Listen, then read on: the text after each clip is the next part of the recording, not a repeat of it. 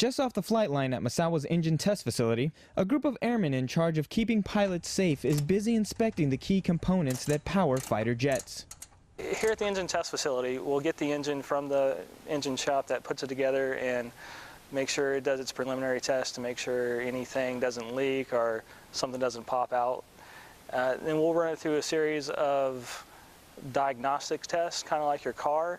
We'll check oil levels and fuel flows and air pressures just to make sure that when this does finally go into an aircraft, it's a safe and reliable product for the pilot.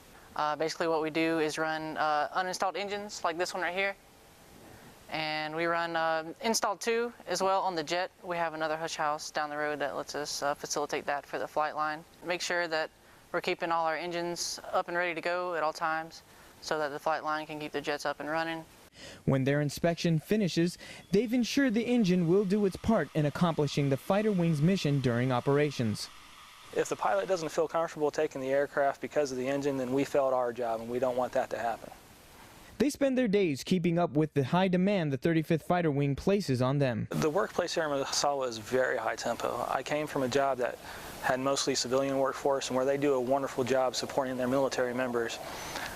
You just can't match the pace at a fighter wing. It's a high tempo, it's go all the time, work hard and play hard, that's all we do. Senior Airman Jonathon Guzman, Misawa Air Base, Japan.